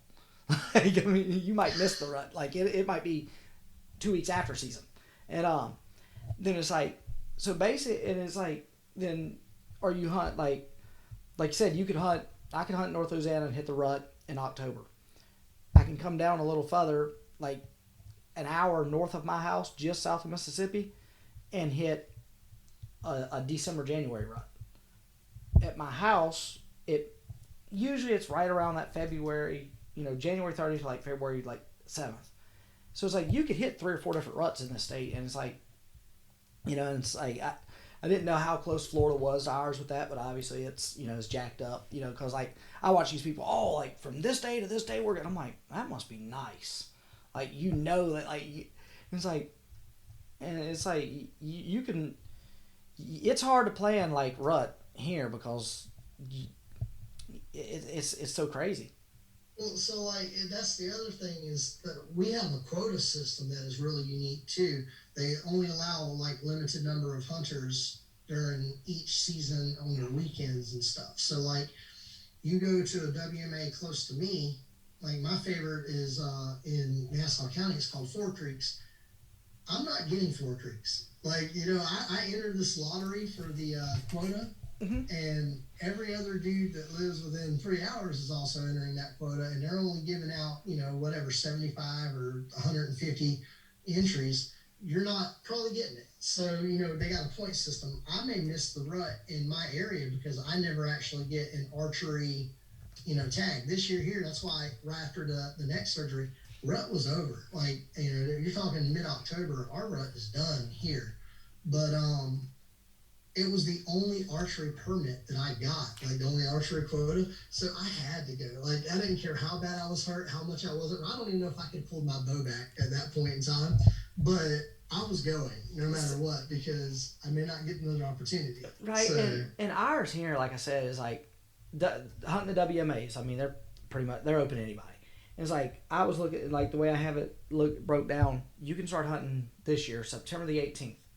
You can hunt all the way to February 15th, right? And if you and that's on public land in the state. And you can start with your bow. You can switch to primitive weapon, which our primitive weapon is anything 35 caliber or larger in a rifle. It with an single shot exposed hammer, and single shot shotgun exposed hammer. So it's really not very primitive. And then your regular rifle, right? You can hunt on public land from then, like I said, for it's like 153 days, and bounce to like I've got it broke down to like 7 WMAs that I want to hunt. Right, I can hunt every day from September 18th to February 15th, either sex would, and that's with my rifle, my primitive weapon, or my bow, either sex, the way it breaks down.